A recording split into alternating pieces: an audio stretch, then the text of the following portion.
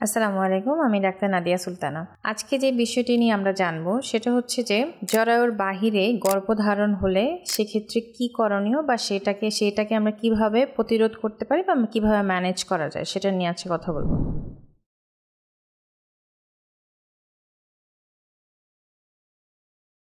একে মেডিকেলের ভাষায় বলা হয়ে থাকে হচ্ছে একটোপিক প্রেগন্যান্সি। যখন হচ্ছে একটা ডিম আর একটা শুক্রাণু যখন নিষিক্ত হয় সেটা হচ্ছে কিন্তু জরায়ুর মধ্যে একটা পার্টিকুলার জায়গায় সেটা কিন্তু আস্তে আস্তে বড় হতে থাকে। দেখা যায় যখন এই একটোপিক প্রেগন্যান্সির ক্ষেত্রে সেটা জরায়ুতে না গিয়ে আমাদের যে জরায়ুর দুই পাশে টিউব থাকে সেই টিউবে হতে পারে, অথবা আমাদের যেই ডিম্বথলিটা আছে ওভারি সেটাতে হতে পারে, অথবা দেখা যায় যে পেটের মধ্যে পেরিটোনিয়াল ক্যাভিটি অ্যাবডোমেনে সেখানে হতে পারে, অথবা জরায়ুর মুখে হতে পারে।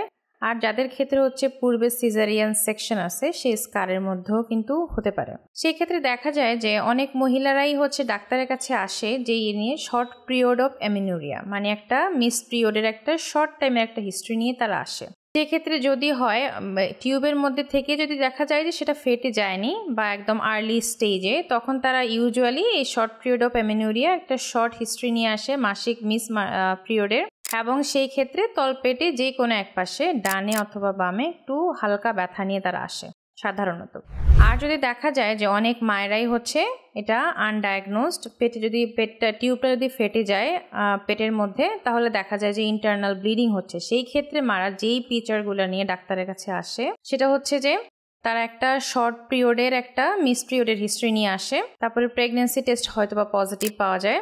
তারপরে যেটা আসে সেটা হচ্ছে যে তার পেটে প্রচণ্ড ব্যথা থাকে এবং পেশেন্টের ইন্টারনাল ব্লিডিংয়ের কারণে দেখা যায় যে পেশেন্টের পিকচারটা থাকে একদম পেপার হোয়াইট, মানে কাগজের মতো সাদা হয়ে যায় ইন্টারনাল ব্লিডিং হয়ে, এবং অনেক ক্ষেত্রে দেখা যায় যে পেশেন্ট শকেও আসে। এবং আমরা তখন কি করি, কিছু পরীক্ষা নিরীক্ষা করে দেখি যে কি আসলে একটোপিক প্রেগনেন্সি কিনা। সেই ক্ষেত্রে হচ্ছে যদি রাপচার হয়ে যায় সেই ক্ষেত্রে আমরা যেটা করব সেটা হচ্ছে আর্জেন্ট তার কিন্তু ব্লাড ফর ব্লাড, মানে তার ব্লাডটা ম্যানেজ করতে হবে, তাকে ব্লাড ট্রান্সফিউশন দিতে হবে। সেই ক্ষেত্রে তাকে আমরা একটা সিবিসি করতে পারি, ব্লাড গ্রুপিং করতে পারি তাকে ম্যানেজ করার জন্য। তারপর আমরা আলট্রা করে দেখতে পারি, যদি রাপচার হয়ে যায় সেই ক্ষেত্রে আমরা কিন্তু ইন্ট্রা অ্যাবডোমিনাল একদম ব্লাডে ভরা কালেকশন পাবো, এবং দেখা যাবে জরায়ুর মধ্যে স্যাকটা না থেকে, ভ্রূণটা না থেকে সেটা জরায়ুর বাহিরে কোনো একটা জায়গায় আছে এরকম আমরা পাবো, সেটা আমরা করতে পারি। আর যদি দেখা যায় যে কোনো মা তার হচ্ছে একদম আর্লি স্টেজে এসেছে, তার কিন্তু একটোপিক প্রেগনেন্সিটা এখনো রাপচার হয়নি, মানে ফেটে যায়নি, সেই ক্ষেত্রে আমরা আলট্রা করে তার একটা স্যাক পাবো, সেটা হচ্ছে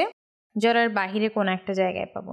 যদি আর্লি স্টেজে সে মা আসে তাহলে সেই ক্ষেত্রে কিন্তু আমরা মেডিকেল কিছু ট্রিটমেন্টের মাধ্যমে সেটাকে আমরা রিজলভ করতে পারি।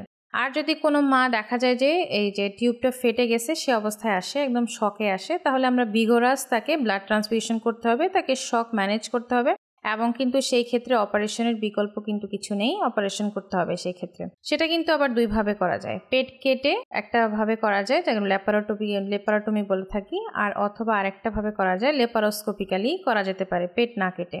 এই দুইভাবে করা যেতে পারে। সুতরাং যদি কখনো কেউ এইরকম সিচুয়েশনের মধ্যে পড়েন বা কোনো রোগিনীর যদি একটোপিক প্রেগনেন্সি ডায়াগনোসিস হয় সেই ক্ষেত্রে কিন্তু অবশ্যই তাকে ডাক্তারের পরামর্শ অনুযায়ী সিদ্ধান্ত নিতে হবে, কারণ আমাদের দেশে মাতৃমৃত্যুর অন্যতম কারণ কিন্তু এটি একটি। ধন্যবাদ।